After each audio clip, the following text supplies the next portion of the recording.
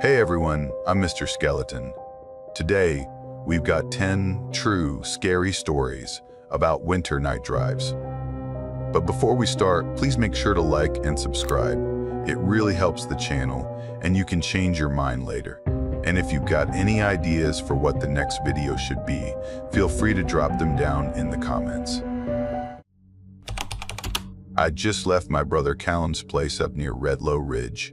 He's got a cabin that backs right up against the national forest, the kind of spot people rent out for the peace and quiet, though he actually lives there full time. I'd spent the weekend helping him with some firewood and small repairs. By the time I packed up, it was just past 9. I figured I'd beat the snow home if I didn't waste time. That night was different. It felt different before anything actually happened. Maybe 15-20 minutes in, I spotted a car pulled over at a bend. A dark sedan, no lights on, no hazards, parked weirdly half on the shoulder and half in a snowbank. Normally, I wouldn't have thought much of it. But something about the way it sat there was off. I slowed as I passed, just to check. The windows were all fogged up, but I could make out a shape in the driver's seat. Someone sitting upright. They weren't moving. No lights inside, no motion, not even a head turn, just still. I passed it, and then about 10 seconds later, something in my gut turned over. I pulled over, didn't even fully think it through. Just braked, reversed, stopped maybe 15 feet behind the car, and let my lights on. I sat there for a second, trying to talk myself out of doing anything. But I couldn't shake it. Whoever was in there might have needed help. I got out. The air hit colder than I expected. Sharp, dry cold. The snow around the sedan looked untouched. That was the first thing I noticed. Not a single footprint. No tracks, no drag marks, just perfectly smooth snow, like a sheet laid out flat. And someone was still in the driver's seat. They were sitting bolt upright, hands on the wheel, head perfectly straight. No slouch, no movement. I tapped on the driver's side window, nothing. Knocked a little harder, still nothing. Not a flinch. Then I noticed the frost. It wasn't on the outside. The inside of the windshield was iced over thin, white, spiderwebbing crystals across the glass. Not just fogged from breath, but actual frost, like the air inside had dropped below freezing. That didn't make sense. I leaned closer, trying to get a better look.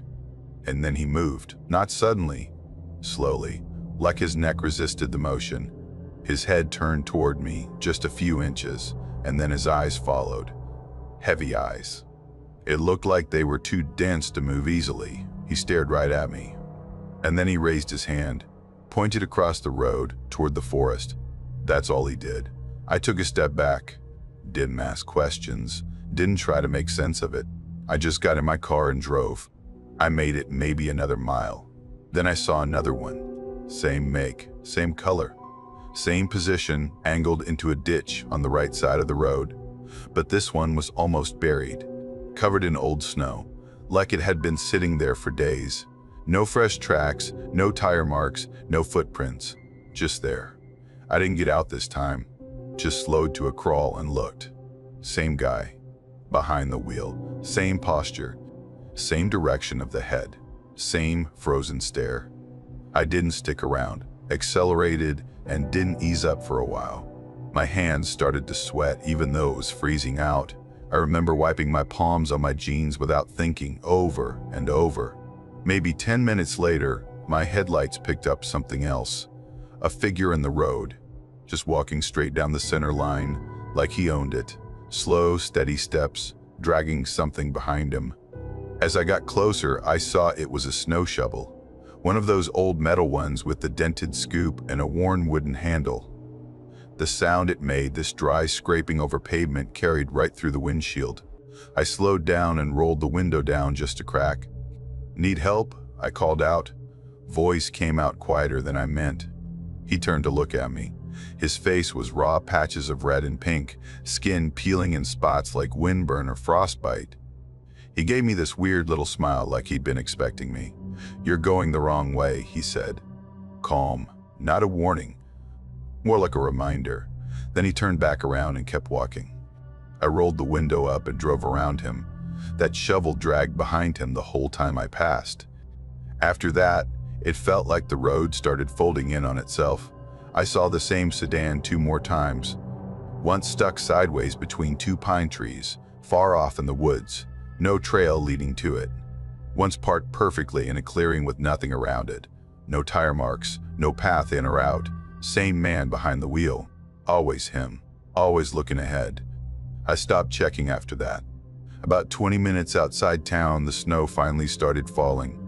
And when it did, it came hard. Fast, small flakes that piled up way quicker than they should have. Visibility dropped in seconds. I slowed to a crawl, but the tires still slipped every few minutes. It felt like something heavy was resisting the car, like I was dragging something behind me. And then the radio crackled on. I hadn't touched it, hadn't turned it on the entire drive. It fizzed for a few seconds. Then I heard a voice, deep, slow, unmistakably male. "You're almost there." That's all it said. I twisted the knob off, yanked it really. It clicked off, but the voice stayed in my head for a lot longer. Then, 5 minutes from town, it stopped snowing. Just like that. The road dried up, the air cleared, and the lights of Darren Falls glowed ahead like everything was fine. I was almost home when I saw the last one. Right in front of the gas station near my apartment complex, under the flickering sign for Brightmart, sat the sedan.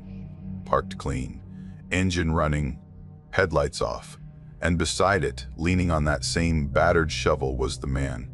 He didn't wave, didn't move, just watched. His eyes followed me all the way past the intersection. I didn't stop, didn't even slow down. I parked, went inside, locked every single lock on the door, and sat in the kitchen with all the lights on until it got light outside. My shoes were still on. Next morning, I called Callum, told him everything. He started laughing, but halfway through he stopped, said something had been weird lately. His neighbor's dogs wouldn't go near the woods anymore, barked at the trees all night. Since then, I haven't taken Route 11.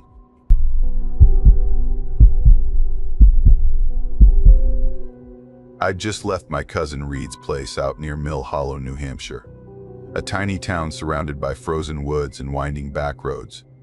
He'd been laid up with the flu for a few days, and his girlfriend was out of town, so I brought him groceries, dropped off some meds, made sure he had enough tea and tissues to last until the weekend. He looked like hell but was still well enough to grumble about how much soup I'd brought. It was a Tuesday night, sometime around mid-December. Cold enough that the air hurt when you breathed in too deep, but the snow hadn't started falling yet. The drive back home was usually under an hour. I'd done it dozens of times, every holiday season pretty much. That stretch of Highway 17 is mostly a straight shot through woods and farmland, with barely any traffic late at night.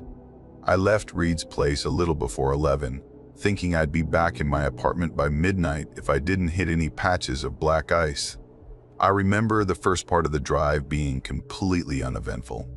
I had an old podcast playing, one of those laid-back crime shows where the hosts half-joke their way through weird historical robberies, and a thermos of chamomile tea sitting in the passenger seat, still hot. It was peaceful in that specific kind of winter night way. No headlights, no wildlife crossing the road, just silence and frost collecting at the corners of the glass. And then I saw the car. It came into view about 20 minutes into the drive. A tan sedan, a little beat up, probably late 90s. It was up ahead, weaving just slightly, not enough to look drunk or dangerous, just a bit too loose in the lane. I instinctively eased off the gas, kept a good distance behind it, figuring maybe the driver was just tired or trying to fiddle with their heat controls. Nothing dramatic, but after a minute or two, their brake lights flared, and they gently rolled off onto the shoulder. No hazards, no sudden movements, just pulled over like they were done driving for the night. I slowed to a crawl and passed them slowly, glancing over. There was someone in the driver's seat. I couldn't see much of their face, just that they weren't looking at me. Their head was turned toward the passenger side window, shoulders squared, hands still on the wheel, no one else in the car. The engine was still running. I drove past, eyebrows furrowed. I remember thinking it felt off, Not enough to freak me out, but just strange. The kind of thing you tell yourself you'll report when you have service again, even though part of you already knows you won't. I told myself maybe they were waiting for someone, or just needed to stop for a second. About 10 minutes later, it happened again. Another car ahead of me. Same make. Same dull tan paint. Same cracked taillight on the left side. Same slight weaving in the lane. I felt this hollow thud deep in my chest, like something had fallen out of place inside me. My first thought was that maybe the first car had somehow pulled ahead of me, but that didn't make sense. There were no exits, no U-turns, no intersections where someone could have looped back, and I hadn't stopped. I hadn't even slowed down much. Still, I stayed behind the second car and watched. It drove the same way. A little too loose, a little too soft on the wheel. Then the brake lights blinked, and it eased onto the shoulder. No hazards. Same exact behavior. I passed slowly again. Same posture in the driver's seat. Same turned head, same empty passenger side. Same eerie stillness. That's when my hands started to sweat.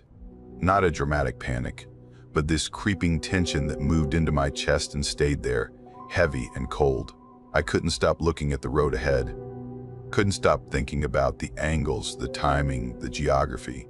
There was no way this was a coincidence. The next few miles, I just stared at the lines in the road, blinking way too often, trying to keep my breathing steady. I didn't know what to do. I just kept driving because what else was there? Then I noticed lights behind me. A car, close, too close. I hadn't seen them appear. No headlights coming up gradually. They were just suddenly there in my rear view, bright and way too near. I didn't want to speed up, but I did. They sped up too. I tapped the brakes lightly, just enough to signal. They matched me. I changed speed, so did they. They didn't pass, didn't fall back. I remember gripping the wheel so tightly it felt like my knuckles were going to pop. The road curved and narrowed in places, and the whole time, that car stayed right behind me, almost like it was tethered to my bumper. And then my headlights hit something. Another car on the right shoulder. Same tan color, same shape, same cracked tail light. Third time. It wasn't moving this time. It wasn't weaving or pulling over. It was just parked. I slowed again, heart knocking around in my chest. As I passed, I saw the driver's silhouette again. Still, still, still. But this time, their window was down, and their hand was resting on the edge of the door. Not waving, not hanging loose. Just resting there, still and pale against the dark of the car. I looked away. Just stared straight ahead and drove. I didn't see the car behind me anymore. At some point during that slow pass, it disappeared. No headlights, no taillights. Gone like it had never been there. For a few seconds, I actually felt relief. And then I looked forward again and slammed the brakes. The sedan, the same sedan, was in my lane, not moving. Parked diagonally, blocking both directions. No lights, no signs. Just sitting there like a barrier. My tires skidded, catching just before impact. I stopped with maybe 6 feet to spare. I sat there, frozen. There wasn't anyone in the car. Or if there was, they were crouching down, hiding. I didn't move.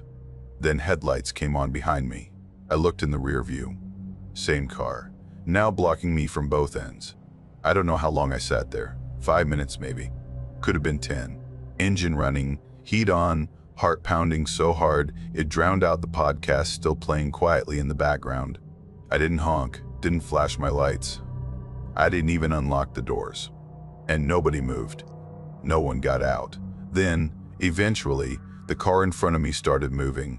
Slowly, silently, it rolled forward and drifted back onto the shoulder and off the road. I didn't wait. I floored it.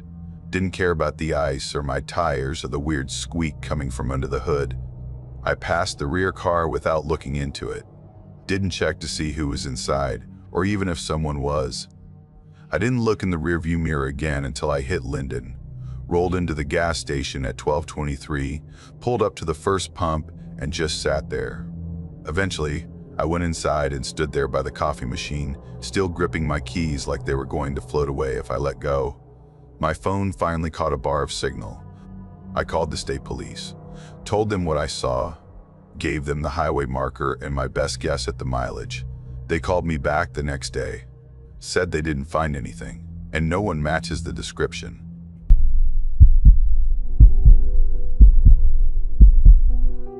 I was 22 when it happened. I'd just left my Uncle Rich's place in Detroit after spending a couple of days helping him fix up his garage. He's getting older, and I figured I could lend a hand while catching up. It was early December, right before everything freezes solid out there. I was somewhere between Grand Rapids and Ludlow, on one of those long, narrow two-lane roads that carve through farmland and patchy woods. It's not a fast route, but I always preferred it. No traffic, no semi-trucks blowing past you, and usually no cops, which I'll admit was part of the appeal. In the back seat, August was curled into a tight little ball, his chin resting on the seat cushion. He's a black lab, 5 years old, with that mellow old man energy even as a puppy. I'd brought him along because he hates being boarded, and besides, he loves the snow. He was snoring lightly, breath fogging the glass with every exhale. Occasionally, his paws twitched like he was dreaming about chasing something. The drive was quiet. I had the heater going, low, and the radio tuned to some fuzzy station playing old rock hits. The road felt emptier than usual, like even the deer were hunkering down early. Around the 4th hour in, I saw it. A set of hazard lights flickering dimly up ahead. A vehicle pulled off to the shoulder, maybe 20 yards ahead. It looked like an older SUV, early 2000s or so, silver or maybe beige, hard to tell under the grime and haze. There wasn't any steam coming out of it, no smashed up front end, nothing like that. Just sitting there, lights blinking into the dark. A person was standing beside it, waving both arms. Big, broad gestures. Not the casual hey of someone spotting a friend, but more like full-on flagging. I slowed down, not slamming on the brakes, just easing up. Rolled my window halfway and leaned toward it. Everything all right? It was a kid, maybe 16. 17 tops, skinny build, wearing a light hoodie and a zip-up jacket, both of which looked way too thin for how cold it was getting. He had no gloves either. His hands were red, practically shaking. He stepped up toward my window and said his phone had died and asked if I had a charger. I said I did, but it was USB-C. Figured he'd nod or say thanks anyway. But instead, he just sort of stared at me, like the words didn't fully land. Then he asked if I could give him a lift to the next gas station. Said it wasn't far, 5 miles up, is what he said. I remember that specifically because it's the kind of phrase that sticks when you're out in the middle of nowhere and you realize you haven't passed anything in a while. I hesitated. Not out of fear at first, just basic instinct. I wasn't thrilled about letting a stranger into my truck, but he looked so cold, blue lips, hunched shoulders. I glanced in the rear view to see August, figuring he'd keep things in check. That's when August lifted his head and let out this growl, low, serious. The kind of sound that has weight behind it. It didn't sound like a warning. It sounded like a threat. August never growls. Not at dogs, not at people, not even at the vacuum. I turned to look at him, and he was rigid, ears forward, eyes locked on the kid through the glass. That changed something. The kid must have felt it too, because he took a small step back, hands up like I'd pulled a weapon on him. "It's cool," he said quickly, voice flat. "I'll wait for someone else." And then he just turned, started walking slowly back toward his SUV, but didn't get in. Just kind of stood near it, hands stuffed in his pockets, looking off into the woods like he was thinking about something else entirely. I rolled the window up and drove off, slow at first. I kept checking my mirrors. 2 minutes later, headlights appeared behind me. Same SUV. I felt it before I processed it. That slow, prickly sensation that something wasn't sitting right. The SUV stayed back at first, maybe 2 or 3 car lengths. Then it pulled closer and closer, until I couldn't see his headlights, just blinding bright, filling my mirrors. I tapped my brakes, not hard, just enough to say, "Back off." He didn't. August sat up again, no growl this time.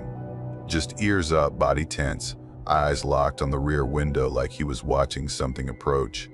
I started speeding up a little. Not too much. The road was slick, and my tires were decent but not miracle workers.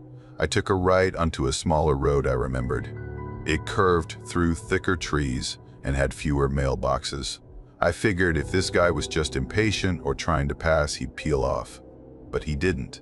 He followed. That's when it really hit me. I hadn't passed a gas station at all, not even a closed one. No signage, no lit-up pumps in the distance, nothing. Just long stretches of snowy dark and trees. I took another turn. This road was narrower, less traveled. The snow looked untouched. The kind of road that doesn't get plowed unless someone complains. Then his lights disappeared. At first I thought he'd turned off, or maybe slid out. But then I saw it, tire tracks ahead of me.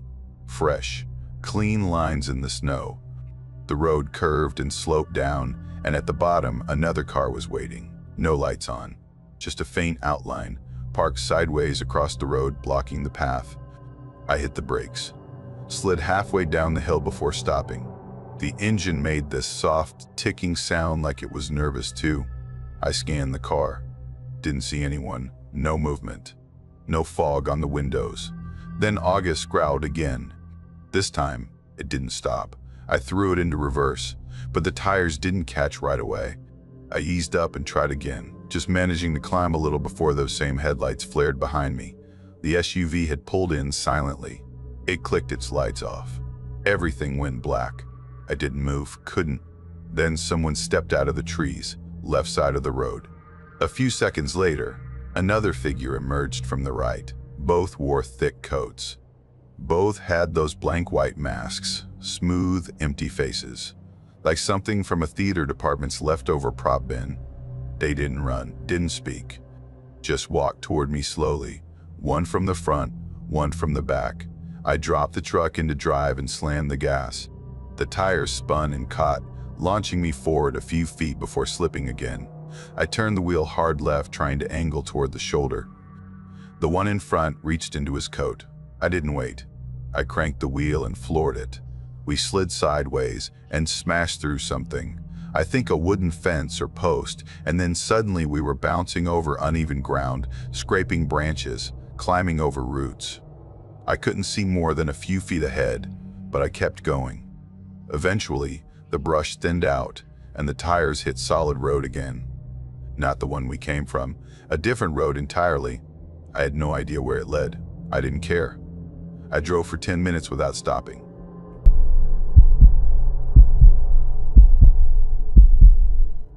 It was just past 10 on a Tuesday night, and I was driving north on Route 47. That road cuts through the middle of nowhere like someone just drew a line on the map and decided it was good enough. I was coming back from a site visit for work. I'd taken a last-minute contract inspecting modular builds for a construction firm out of Larchwell. Most of the time, it was simple checklists, photos, reports, but the second site had issues, structural ones. I stayed later than I should have, walking them through corrections. By the time I wrapped up, the sun was long gone and the snow had started falling thick. I should have booked a room. Any other day, I would have. But I was stubborn. I wanted to sleep in my own bed. The drive home was a little over 2 hours, mostly rural highway. Seemed manageable. I grabbed a coffee, topped off the tank, and told myself I'd take it slow. The snow didn't help. It had that heavy, wet quality that clings to your wipers and turns everything outside the windshield into a smear of white and gray. The road was still passable, just slick enough to keep me under the speed limit. Not a single plow in sight. There was something oddly calming about it at first. Just me, the wipers, the hum of tires over snow, that steady rhythm of headlight beams cutting through the dark. After a while, it almost lulled me into this focused autopilot, until I saw him. He was standing just off the shoulder, near a guardrail, tall, motionless, wearing a long dark coat that looked way too thin for the weather. He didn't have his thumb out, wasn't walking, just standing there, facing the road like he'd been waiting for something. I passed him too fast to get a clear look, but something about it didn't sit right. There wasn't a car anywhere nearby, no hazards blinking, no tracks in the snow leading up to where he stood. He was just there, I probably would have written it off if it had just been the one. But then, not even 2 minutes later, I passed another one. Same height, same coat, standing near a mile marker. Turned slightly away this time, but still not moving. I instinctively glanced in the rearview mirror, but the snow behind me swallowed the road like a curtain. I couldn't even make out my own taillights. And then I saw the third. He was standing directly under one of those old humming street lamps. The light hit him from an angle, casting this long, angled shadow across the snow. I slowed down just enough to make sure I wasn't imagining it. Could have been a sign or a post. Could have been snow buildup on a fence. But just as I came up on him, he tilted his head, only slightly, just a few degrees. But it was deliberate. That single motion, that slow, unnatural turn, made every hair on my arm stand up. I didn't stop. I didn't check the mirror this time. I just pressed the gas a little harder and kept my eyes locked on the road ahead. In the next 15 minutes, I saw 3 more of them. Each one was alone. Each one standing just off the edge of the road, never quite in the same spot, sometimes on the shoulder, sometimes off in a ditch, once half hidden behind a broken fence. Always that same coat. Always that same height, never facing quite the same direction. And not once did I see a single car near them. It started to feel like they weren't standing there until I got close. Like they were only real when I was within range. By the time I hit mile marker 113, I noticed something else. My fuel gauge had dropped faster than it should have. Way faster. I had filled the tank right before I left the last site. Full fill up, even kept the receipt in the passenger seat. But the needle was already dipping below a quarter. I hadn't even driven 90 miles. I reached for my phone. No service. No signal. Not even that little red emergency icon. The next service exit was another 12 miles out. I turned the heat down, both to conserve gas and because my palms were sweaty despite the cold. I was gripping the steering wheel so tight my knuckles had gone white. That's when I saw one standing in the median. He was facing me head-on this time, not angled or turned. Just standing between the 2 lanes like a statue, coat hanging straight down, unmoving. As I passed, my high beams lit up his face, pale, expressionless, and wrong. Not deformed, not dramatic, just off in a way I couldn't place. His eyes were black in the light, not reflecting, just dark. I passed him. I couldn't stop myself from checking the mirror. He was gone. I didn't see him step away or fade back into the snow. He was just not there anymore. 1 second, a figure in the lights. The next, nothing. My chest clenched hard. I felt like someone had tied a belt around my lungs and yanked. For a solid mile, I drove in absolute silence. No music, no thoughts. Just this growing, creeping dread curling up the back of my neck. And then my headlights flickered. Not completely off, just a quick stutter. Once, then again, like something glitching. In that split second between the flickers, someone stepped into the road. I don't mean appeared, I mean stepped, mid-stride, right across the center line, in the beam of my lights. I slammed the brakes so hard I felt the seatbelt crush into my chest.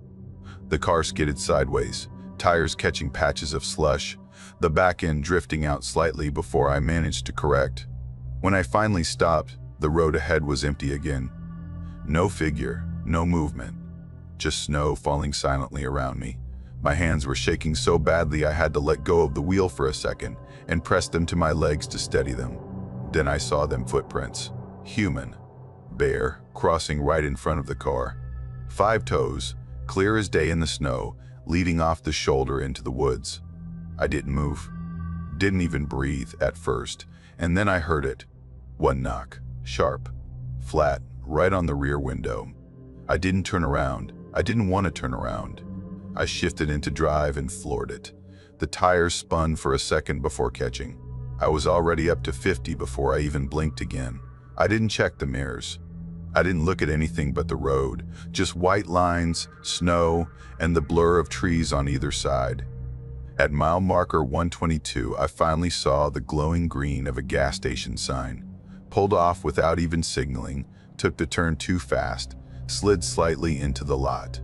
I left the car running and half jogged to the door. The guy behind the counter looked up like I'd just walked in bleeding.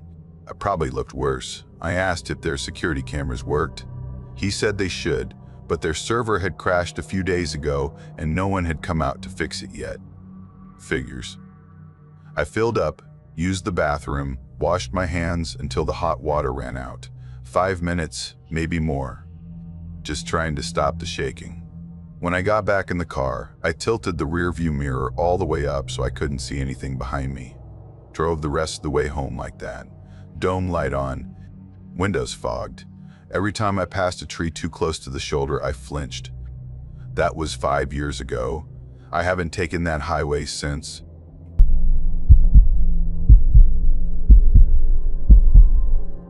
This happened a few years back, in early February, when I was still doing freelance renovation jobs in the Hudson Valley. I had a decent loop of regular clients out in places like Silver Hollow, New Ashford, and that stretch of cabins around Glimmerstone Lake. That night, I'd been working on a kitchen remodel just north of Haywood Falls. I didn't leave until almost 11. I remember looking at the time and thinking I should have charged her overtime. Snow had been coming down since around dusk. Not heavy, just that constant, silent kind that builds up without you noticing until the roads are slick. Everything was white, soft, and quiet by the time I pulled onto the main road. The route home took me through a long wooded stretch, State Road 94, which cuts through about 12 miles of nothing but forest and the occasional empty cabin. It's not the kind of road you want to break down on in winter. Cell service is spotty at best, and if you don't know where the turnoffs are, you'll miss them. I'd only been driving about 20 minutes when I noticed a pair of headlights behind me. They weren't right on me, just hanging back, matching my speed. At first, I didn't think much of it. Maybe another contractor heading back from a job, or someone visiting one of the cabins along the ridge. But something about the way those lights kept their distance started to bother me. I tried speeding up a bit. They sped up too. Then I tapped the brakes, just slightly. Not enough to slow down much, just enough to see if they'd react. They did. That's when the hairs on my arms started to rise. I can't explain it, but there's a particular kind of unease when you realize someone's watching you without revealing themselves. No other cars were out, no towns for miles. Just those headlights and mine carving parallel paths through the dark snow-covered road. So I made a quick turn onto Lakeside Loop Road, which winds around Galloway Lake. I figured, if they weren't following me deliberately, they'd keep going straight. The loop reconnects with the highway later, so it wasn't like I was getting lost. For a minute, it worked. The headlights didn't turn with me. I remember letting out this awkward laugh, part relief, part embarrassment, like, great job freaking yourself out over nothing. Then, just before I curved around the north end of the lake, I saw them again in the mirror, closer now. There weren't any intersections they could have used to catch up. The only explanation was that they'd pulled off somewhere dark and waited. I didn't want to jump to conclusions, but my stomach had already made the decision before my brain could. Something was wrong. The snow started picking up. I felt the tires slide a little on a bend. My wipers were icing up at the edges, and the heater couldn't keep up with the cold creeping in. But I didn't dare pull over. The car stayed a fixed distance behind me, never dropping back, never creeping up, just always there. Eventually, I hit Old Route 42. It's this older road that parallels the interstate but cuts through a valley, with even fewer houses along it. I knew that about 10 miles ahead, it connected to a gas station with decent lighting. I told myself I'd drive until I got there. Still no cell service, still that car. A few miles in, I rounded a curve and spotted something that made me lift my foot off the gas. A car was parked just off the road, hazard lights blinking in the snow. It was half in the lane, half pushed up onto a sloping embankment. I slowed down, thinking maybe they were stuck or slid out. But as I got closer, I saw the driver's door was open, just swinging slightly in the wind. No one inside, and this part didn't register right away, but there were no footprints. Not on the road, not in the snow nearby. Nothing. Then the headlights behind me went dark. That's when I turned off my own engine. Just wanted to hear, I guess. Silence. No wind, no voices, no engines. just that soft tick-tick of snow hitting metal. I looked in the mirror. That same car just sitting there, headlights off, still, watching. Something about that moment, I can't explain it. It felt staged, or rehearsed, like I'd stepped into a scene that had been set up for me. I put the car in reverse, slowly, trying to keep traction. I figured maybe I could back out, find another road, anything. I turned the wheel slightly and then, flash. High beams. Just once. Bright, fast, blinding. Then nothing. I sat frozen. I didn't know what I was supposed to do next. I got out of the car. My boots sank into the fresh snow with that soft crunch. My breath came out in clouds. I took a few steps toward them, toward the car that had been following me, but something made me stop. The parked car ahead was still running. I hadn't noticed that before, but the engine made these steady, soft sounds, and the exhaust was puffing into the air like shallow breathing. I turned and walked toward it instead. The interior was empty, keys still in the ignition, dashboard lights casting that faint green glow. No purse, no phone, no sign anyone had ever been there, except that thudding from the trunk, soft, wet, rhythmic, not mechanical. Definitely not the exhaust or the engine. I leaned closer, trying to tell myself it was just snow slipping off a branch, hitting the metal. Or maybe something shifting inside, but it had a pulse to it, like something inside was moving, breathing. Then I heard a car door shut. I spun around. Both cars, mine and the one behind, looked the same. Doors closed, no one visible. I backed away slowly, then ran. I threw myself into my car, locked the doors, and jammed the key in the ignition. My fingers were stiff and clumsy. I barely got it into gear. I tried edging around the abandoned car. The tires spun, caught, jerked sideways. I almost slid into a snowbank, but I made it. As I cleared the bend, the headlights behind me came on again, full brightness, blinding, no hesitation. I drove until my hands cramped around the wheel. Didn't stop until I saw a fluorescent diner sign glowing ahead through the snow like a lifeline. I pulled into the lot, parked across 2 spots, and ran inside. Only 2 people in there. A young waitress with her hair in a braid and a man in his 60s sipping coffee at the counter. I must have looked half crazed, because they both stared as I stumbled in. I tried to explain, asking if anyone else had come through. A car, a man, anything. They both shook their heads. I took the booth furthest from the window, facing the parking lot. My car sat alone out there under a dusting of snow. I ordered coffee just to stay upright. I didn't touch it. An hour passed. Nobody else pulled in. The road outside stayed empty. Eventually, I decided I had to leave. I pushed the door open and walked out. There, parked so close to my driver's side it was practically kissing the door, was the other car. Same shape, same fogged windows, engine silent. I got in on the passenger side and slid across, heart hammering the whole time. I didn't look at it. I didn't want to see what was or wasn't inside. I drove 40 miles south to a motel outside Eston Hollow. Paid cash. Parked in a different lot and walked 2 blocks back to my room. Didn't sleep. Sat in the chair by the window. Lights on, curtain open. In the morning, I went to check on the car. It was gone. Not just missing, gone without a trace. No tire tracks, no footprints, nothing. The snow on the lot was untouched, like no one had parked there in days. I reported it stolen, gave a statement. The officer nodded a lot and wrote things down, but I could tell he didn't buy half of what I was saying. 3 days later, they found my car.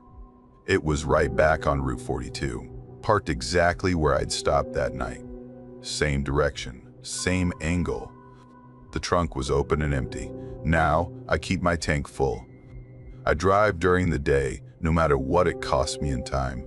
And if I see a car stopped on the road in the middle of the night, especially in the snow, I don't stop. I don't even slow down.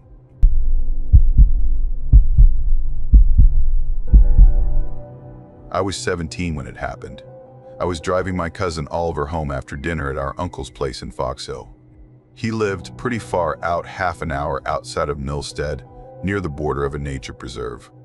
We'd ended up hanging around way later than planned. Nothing big. Just one of those nights where time slips past you. We played cards, drank warm cider, joked about stuff we hadn't talked about in years. It felt good, easy. I remember thinking on the way out that it had been a while since I'd laughed like that. So we're in the car, idling at the bottom of the drive, and Oliver suddenly asks if I can take him to his friend Marcus's place instead. Said it was only about 10 minutes farther north, just off Route 8. I said sure without really thinking. I'd driven that stretch plenty of times, though not usually in winter. But once we got going, I started to regret it. No traffic. None. The road looked more like a frozen ribbon than something cars were meant to use. The moon was this blurry smudge behind low clouds, and everything outside the headlights looked still and sharp, like a photograph. Even the trees felt too quiet. I didn't say anything, but I could feel my shoulders starting to tighten. Oliver, who normally couldn't shut up for 5 minutes, was just staring out the window. About halfway there, he asked if we could swing by Burnett Lake. Didn't give me a reason, just said, "Can we pass it real quick?" His voice was calm, like it wasn't weird to ask. I figured it was something sentimental, as Mom used to take him skating there when we were younger. We hadn't been in years. I nodded and turned off at the next exit. The road to the lake is narrow on a good day, and that night it hadn't been plowed. Not even once. Just packed snow and frozen tire ruts going in who knows how deep. The second we turned, the tires slipped a little. Nothing major, but enough to get my heart rate up. I almost suggested turning around, but we could already see the lot down by the boat launch, so I kept going.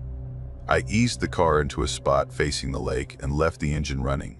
Oliver got out without saying anything, shoved his hands into his coat pockets, and walked maybe 10 or 15 feet out. He didn't go far, just stood there, looking at the frozen lake like it was holding some kind of answer he needed. I stayed in the car, tapping my fingers on the steering wheel, glancing at the dashboard clock. After a few minutes, I cracked my window and called his name. He didn't respond, didn't even move. I leaned across the car to open the passenger door and shout louder, but just as I was doing that, he turned and started walking back. That's when I saw it. Another car. It was parked at the far edge of the lot, facing us. A dark sedan. Nothing new, looked a bit older. The kind of car you'd drive past on the street and not remember a second later. It hadn't been there when we pulled in. I'm sure of it. There'd been nothing around. No headlights, no engine noise, no tire crunching in the snow. Just there. Oliver got in the car and closed the door carefully. "Let's go," he said. His voice was flat. No edge to it, but I could tell he'd seen it too. I backed out slow, giving the other car a wide berth, and started heading back up the hill. It didn't move. Then, about halfway up, its headlights snapped on. Still no other cars around. No fresh tire marks. Just ours, and now theirs. They didn't rush.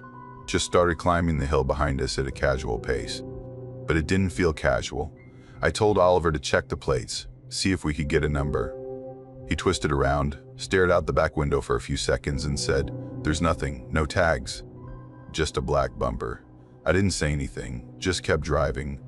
We turned back onto the main road, heading toward the interstate.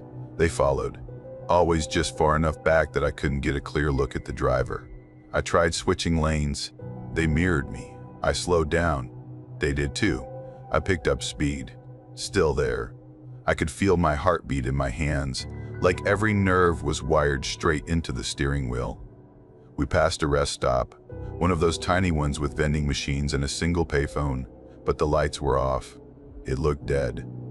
I didn't want to stop unless it was somewhere with people. Oliver kept glancing over his shoulder. "Could just be someone heading the same way," he offered, like he didn't even believe it himself. I didn't reply. The road narrowed up ahead. Snow had drifted into the right lane, so I had to ease off the gas. That's when the other car slid over next to us, right into the snow, and matched our speed. Still no look at the driver, just headlights and the outline of a figure. They stayed right beside us. Not close enough to hit, but too close for it to make sense. I kept my eyes forward. Oliver shifted in his seat again. "I think their window's down," he whispered, almost like he didn't mean to say it out loud. I tried to slow down a little more, hoping they'd just go ahead and leave us alone. The moment we dropped back even slightly, their brake lights lit up like they were waiting for it. I swerved onto the shoulder to avoid hitting them, and they sped up again, just enough to stay ahead. Then they slowed again. I wasn't going to lead them home. That was off the table. I knew every turn from here to my driveway, and the idea of them knowing where I lived made my stomach turn. I scanned my brain for anywhere safe and remembered the old ranger station off Route 47. It was usually closed in winter, but I'd heard they left the garage open sometimes for the plows. I cut across 2 lanes and took the next exit fast. Too fast. We skidded a little but stayed on the road. The sedan followed, headlights still steady. They kept back this time. Slower, almost like they were letting us go. I didn't stop to think about it, just kept going, cutting through a couple dark back roads until we hit the turnoff to the station. The lane was covered in snow, but I could make out the outline of the building and the utility shed out back. I pulled into the garage and killed the lights. Oliver jumped out and slammed the door behind him. "We need to call someone," he said. There was no service. We crouched behind a pile of salt bags, backs pressed to the cold concrete wall, trying to stay low and quiet. I peeked out once, just barely enough to see the sedan parked at the base of the hill. No movement. Engine idling. We waited. 5 minutes. 10. Then the engine cut. I held my breath. I didn't even realize I was doing it. I just froze. No footsteps. No talking. Just silence. Then movement. I saw a figure pass in front of the garage opening. Not fast. Just a steady walk. Alone. No flashlight. Wearing a long coat. They didn't look around. Didn't try to come inside. Just stood near the trees, facing our direction. I grabbed a rusted wrench off the workbench and stayed low. I could hear Oliver's breathing, short and shaky. The person didn't move for a long time. Then, finally, they turned and walked back toward the road. A minute later, the car engine started again. It backed up, turned slowly, and vanished down the hill. We didn't leave, not right away. We stayed in that garage until the sky started turning pink behind the trees. When it was light enough to feel safe, we walked back down the hill. The car was gone. No sign it had ever been there except the second set of tire tracks. Tracks that didn't loop or turn. Just a single line going in and then out. Oliver never mentioned Burnett Lake again. But ever since that night, I don't take back roads after dark. Doesn't matter how short the detour is or how well I think I know the route. If the road's empty and the lights are few, I stay off it.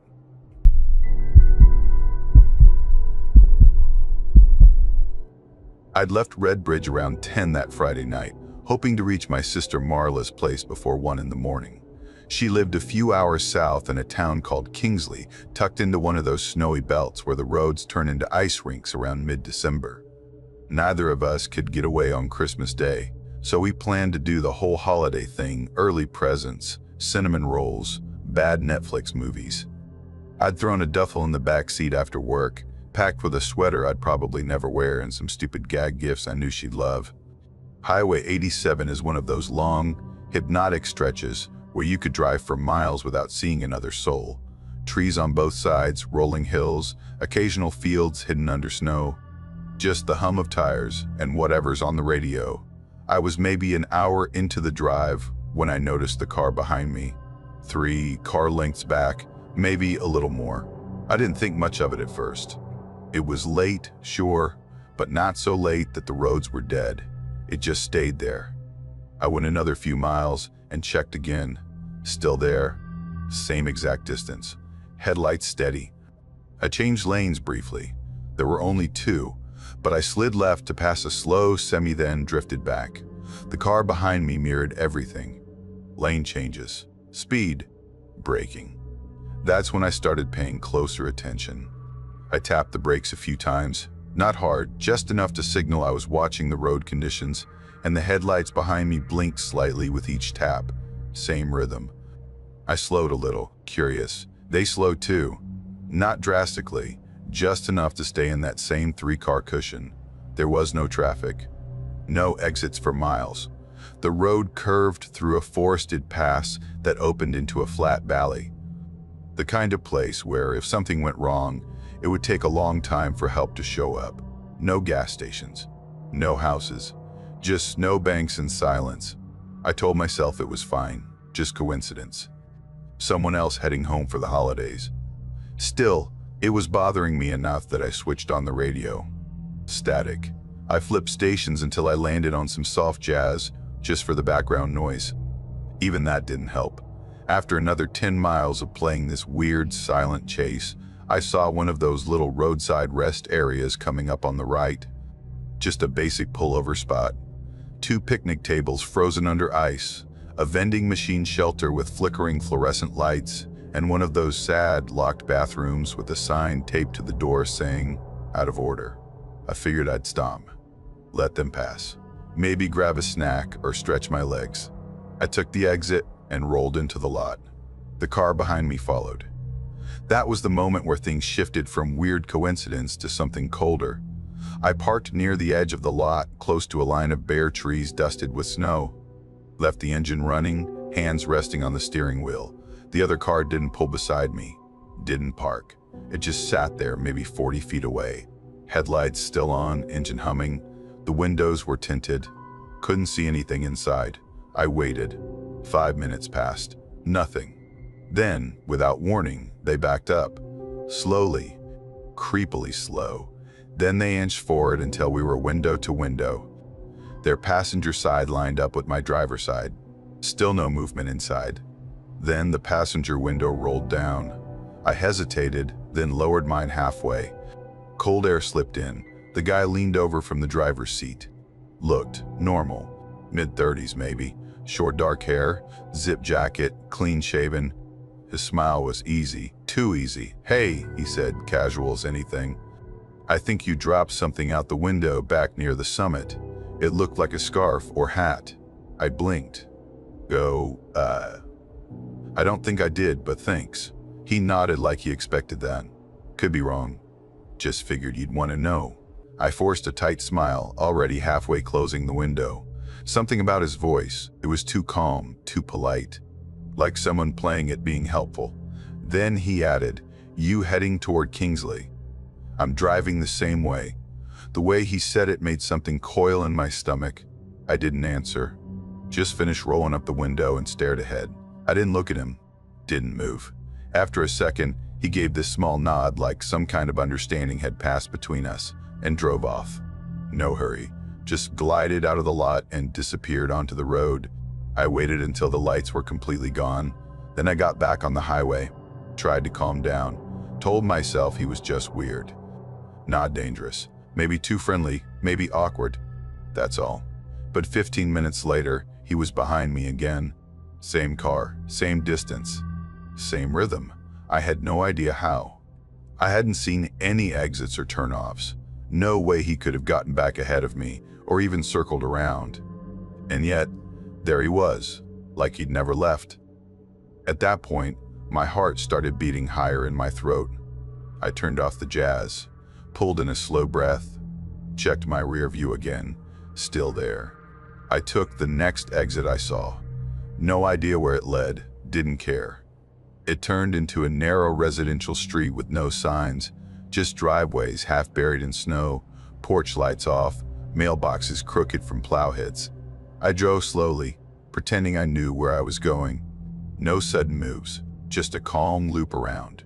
He didn't follow into the neighborhood, but the second I merged back onto the highway, there he was again. It was like he'd been waiting on the ramp. This time, I kept my phone in my lap. No bars, not a single one. Just the empty signal icon and the soft glow of the screen lighting up my hand. I drove like that for another half hour.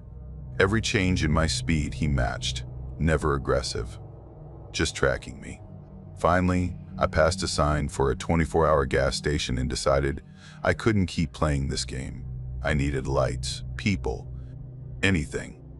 I pulled into the lot, parked by the pumps, and shut the engine off. He stayed out on the curb, car idling, headlights off now, just watching. Inside the station, The guy behind the counter was maybe 19. Hoodie with the sleeves bunched up, one earbud in. He didn't look up when I came in. I stood by the gum racks for a minute, pretending to read labels. Then I stepped up to the counter and leaned in, quiet but firm. "Hey, I know this sounds weird, but someone's been following me since the rest stop. He's in a gray Corolla. Still out there." The kid finally looked up. His face didn't change much. "Gray Corolla?" he asked. I nodded, already dreading the answer. "You're the second one tonight," he said. My mouth went dry. "Second?" "Yeah, another woman stopped in earlier. Said a guy in that car was asking about her. Came in saying he lost his girlfriend out near Summit Hill. Asked if she'd come through here." I stared at him. He went on. Said he wanted to leave a note for her in case she showed up. I told him no. Then he reached behind the counter and handed me a piece of paper, folded once. I took it outside before I opened it. Cold air hit my face. I unfolded the note with both hands shaking. It said, "I'll be right behind you." That was it. No name, no number, just that. I didn't even stop to think. Got back in the car, started it, and drove. Not fast, not erratic, just steady 35 the whole way. He followed the entire time. When I saw the sign for the county sheriff's substation, I turned in hard, didn't signal, didn't care, rolled straight into the lot. He kept going, lights off, just glided past the building and disappeared around the next corner. Inside, I showed them the note, gave a full report. They were professionals. They offered to send a patrol car to trail me the last 20 minutes to Marlis. I said yes. That was 2 years ago. Now, I won't drive at night unless I absolutely have to.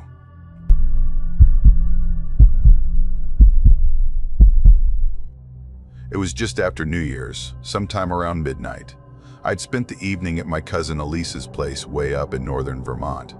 She lives in one of those little towns where the only bar is also the diner and the grocery store has a single aisle for produce and birthday cards. We'd eaten, played board games, had a few drinks, nothing wild. By the time I left, there was a thick coat of snow on everything. The roads hadn't been cleared in hours, and it was still coming down. But I felt okay driving in it. I've done the Vermont back roads before. My phone had almost no service, but GPS was holding steady, so I figured I'd make it to Fairview by 1. That was the only place left along the route where I knew a gas station stayed open late. It was sort of a loose plan. Get there, fill up, keep driving. I hadn't told Elise I was heading out yet. Didn't want to make it a whole thing. The road was dead quiet. I didn't see a single car, coming or going. Just snow building up at the edges of the road, the occasional flicker of headlights reflected in my rear view from signs I'd already passed.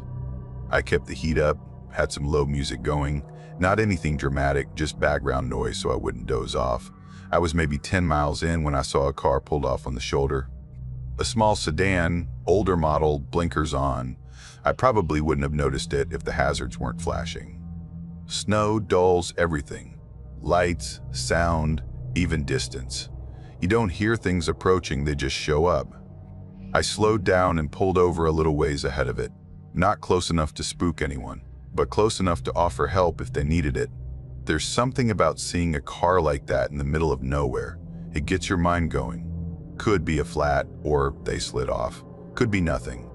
But also, what if someone's out there freezing, hoping someone pulls over? So I got out and walked back toward it. The car was idling. I could hear the low hum once I got close. The windshield had a lopsided scrape on it, like someone had tried to clear it with their sleeve. But there was nobody inside. That threw me a bit. I checked again. Front seat, back seat, empty. Engine still running. A thin stream of heat was coming from the vents. There was a coffee cup in the holder, half full, no lid. I waited. Not long, maybe 30 seconds. Just long enough to feel like I wasn't jumping to conclusions. I looked around, expecting someone to come out of the woods or maybe walk up from the ditch on the other side, but nothing moved. No sounds, just snow falling. I knocked on the driver's window. Nothing. Opened the door. The dome light came on. It was warm inside, too warm for someone to just walk away from it. I backed off a bit, tried to scan the trees across the road, called out a couple times. Still nothing. Then I figured, all right, maybe they went to get help. Maybe they left it running for warmth. It didn't really make sense, but what else could I do? I figured I'd try calling the non-emergency line once I got service again. Let someone know it was there. I just started turning to head back to my car when a man walked out of the woods across the street. Not running, not stumbling, just walking in a straight line toward me like he'd spotted me through the trees, and this was all normal. He looked about early 30s, maybe a bit younger. No jacket, just a gray hoodie and jeans, both soaked. His hair looked wet too, stuck to his forehead. He didn't even seem cold. He made eye contact with me immediately. Didn't look startled or confused, just focused. I said, "Hey, is this your car?" He nodded once, slow, didn't speak until he got closer. Then he said, "You should get back in your car." That's all, just like that. Flat, but not unfriendly. It took me a second. I asked him, why? He said, "You're going to miss your turn if you stay here. The next exit isn't marked." And that's when I started getting this low, buzzing unease again. Not panic, but that weird back of your neck alert. Because he wasn't wrong. That route did have a weird, unmarked turnoff, and GPS could absolutely lose it if the signal dropped. I'd messed it up once before, but I hadn't told him where I was headed. And I hadn't said anything yet. Not about my route. Not about Fairview. Nothing. I asked, "How do you know where I'm going?" He gave me this tired little half smile like he didn't want to explain, like it was obvious to him even if it wasn't to me. Then he said, "You were going to stop at the gas station in Layton, right? They'll be closed if you don't leave soon." That stopped me cold. I hadn't mentioned Layton. Not to Elise. Not on text. No one even knew I was on the road. I told him I had to go, turned to leave. He added, "Don't go your usual way. Take Route 29. The bridge up ahead is iced over. There's no bridge on that road." I knew that. I've driven it for years. I didn't answer him. I just got in my car, locked the doors, and watched him in the rear view. He didn't follow. Didn't even flinch. Just stood there, snow landing on his shoulders, blinking slow. I pulled away carefully.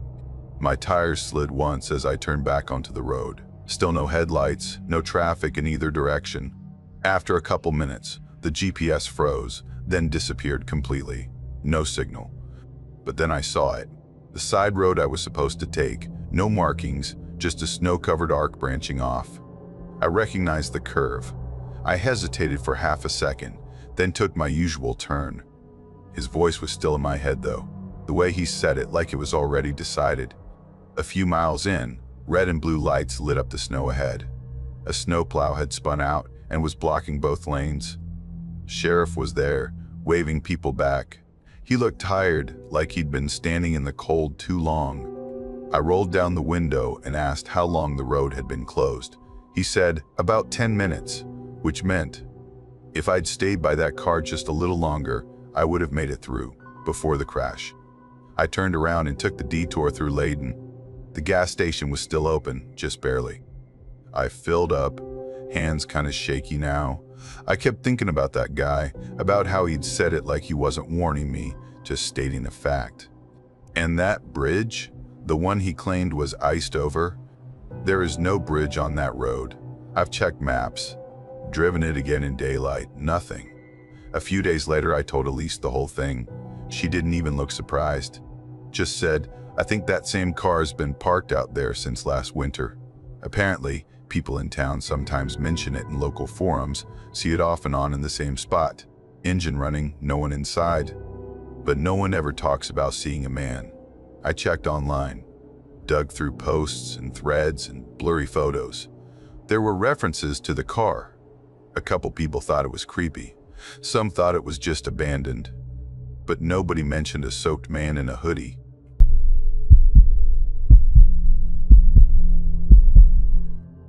There's this road that runs from Birchfield out to Marlow, Route 58, and once you pass the edge of town, it's just miles of empty backcountry. I've made that trip more times than I can count, especially that year. My Aunt Carla had a hip replacement around Thanksgiving, and I'd been visiting her every couple of weeks. Her house was just past Marlow, about an hour and a half from me if the roads were clear. I always brought her groceries, fixed little things around the place. That night, I got a late start, stayed too long after work, didn't leave until close to 7.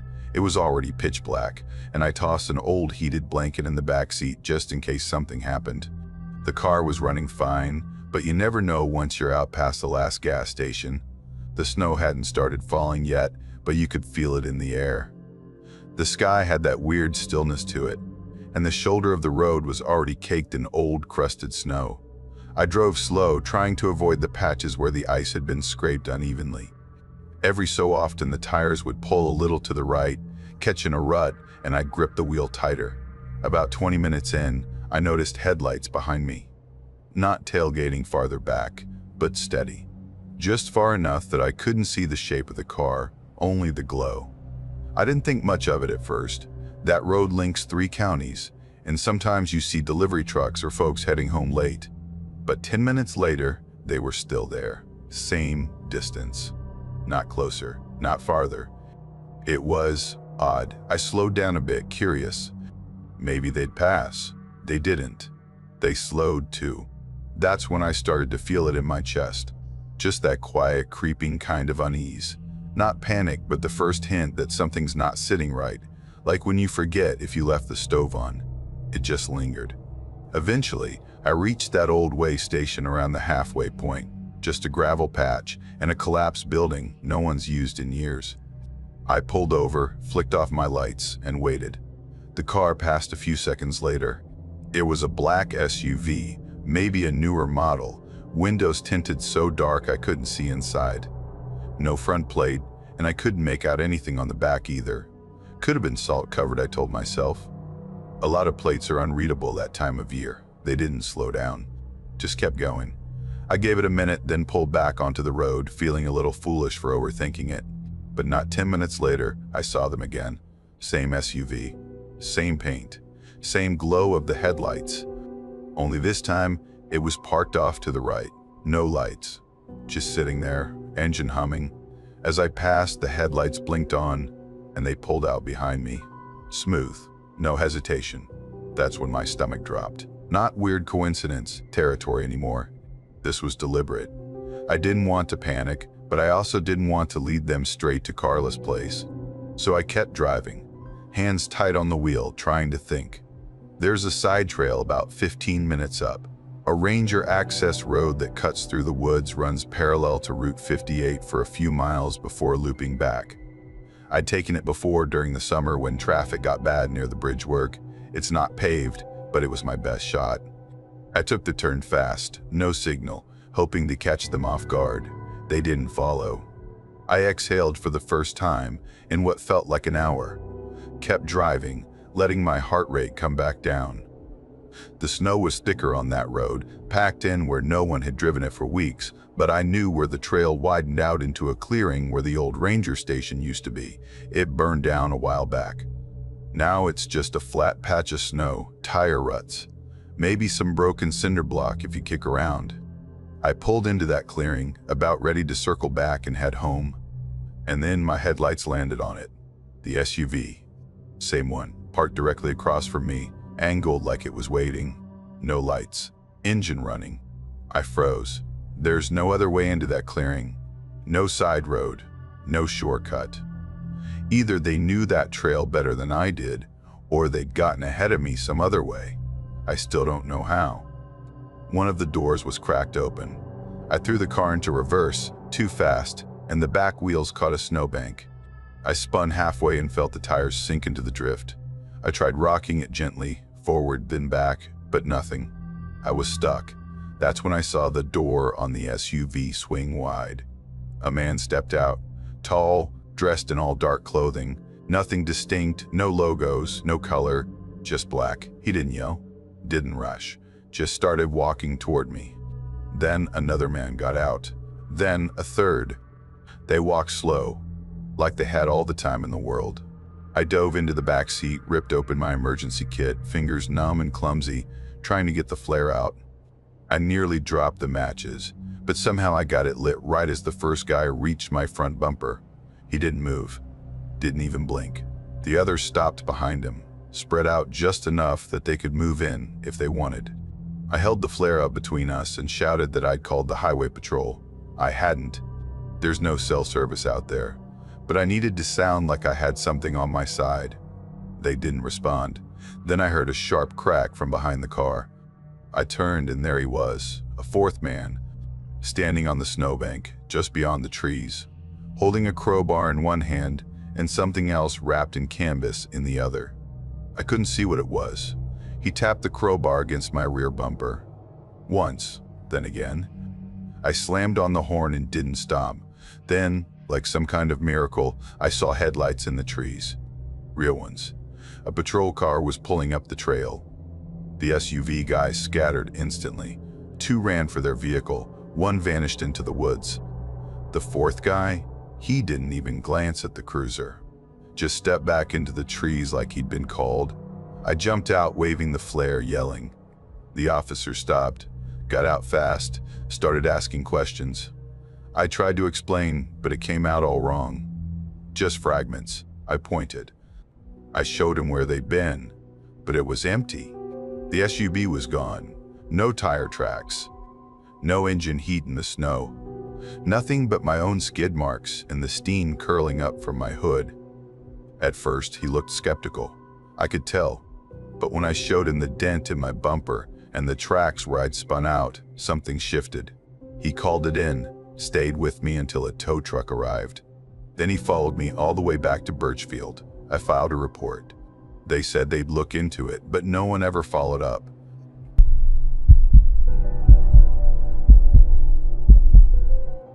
I'd been doing nighttime delivery gigs for a while by then, a mix of courier work and freelance hauls, mostly up through Nevada and sometimes out into the quieter corners of Oregon and Idaho.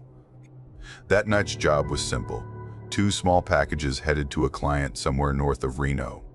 It was mid-January, and snow had been coming down since the late afternoon.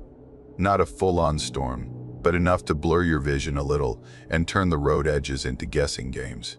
I was about 30 miles in when the GPS dinged and rerouted me off the main highway. Said there was an accident ahead and suggested a faster route.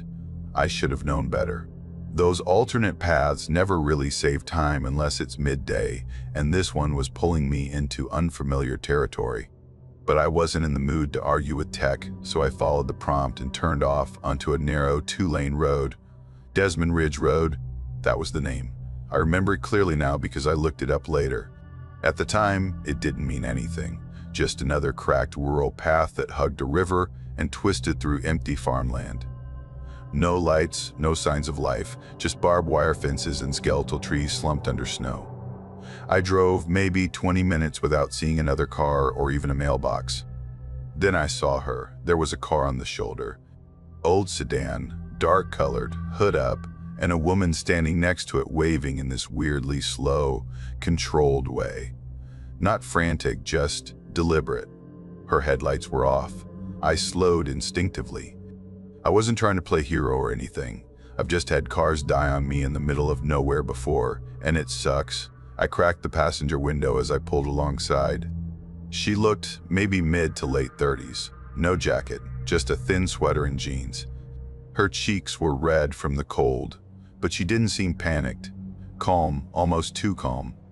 She leaned down slightly to talk through the gap in the window and said her engine had cut out and her phone was dead. I glanced at my own phone 0 bars. Not surprising.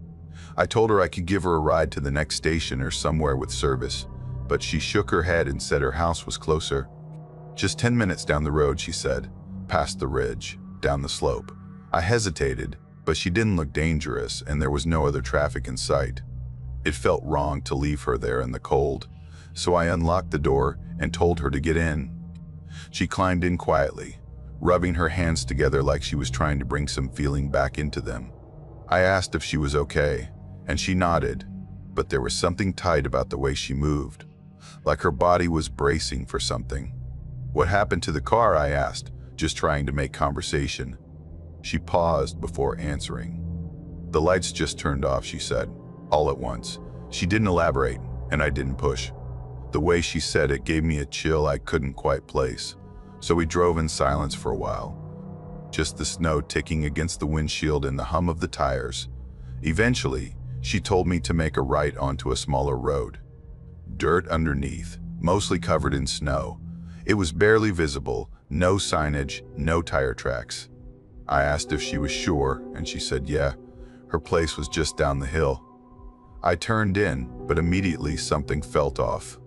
The road was tight, the trees pressed in close, and there were no signs of anyone having driven this way recently. No tire tracks, no footprints, not even broken branches or disturbed snow. Then I saw it, her phone screen lighting up. I caught the reflection in the passenger side window. She was texting someone, not just idly typing with purpose. I glanced at the screen just long enough to catch what she wrote. He picked me up. Heading in now. I kept my eyes on the road and said, as casually as I could, "Who's that?"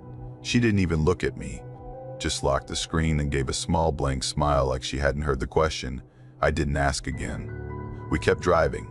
The road narrowed even more, barely wider than the car now. The snow muffled everything. No sound except the creaking of branches overhead and the occasional snap of ice under the tires. I pretended to fiddle with the wipers and reached down to pop open the center console. Inside was a flare gun, a flashlight, and a folding knife I kept mostly for opening boxes. Not much, but I felt better having it near my lap than buried in the back. Eventually, the road opened into a clearing. There was no house, no driveway, just a collapsed barn and the charred remains of what looked like a burned-down house. The beams were black, sagging under snow, and the windows were all gone. No footprints, no vehicle, nothing livable. I stopped the car. "This isn't a house," I said. She didn't reply. Just opened the door and stepped into the snow like that was the plan all along. Then she walked around to my side, leaned down, and tapped the glass. "You can come out now," she said, her voice light, like it was some kind of joke. I didn't move. Then I saw someone step out from behind the barn. A man, tall, wearing a sweater like hers. No jacket. Then another figure appeared, and another. They didn't say anything, didn't move fast, just stood there, facing the car, watching. I threw it into reverse and slammed the gas. The wheels spun for a second, snow and dirt flying up in the headlights. Then I caught traction and backed out hard, fishtailing once before straightening. She chased me for maybe 5 steps, arms outstretched, shouting something I couldn't hear through the windows. I didn't look back after that.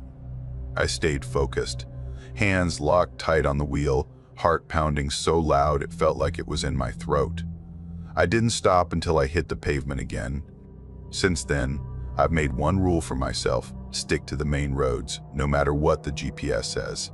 And if I see someone waving on a snowy highway, I keep driving,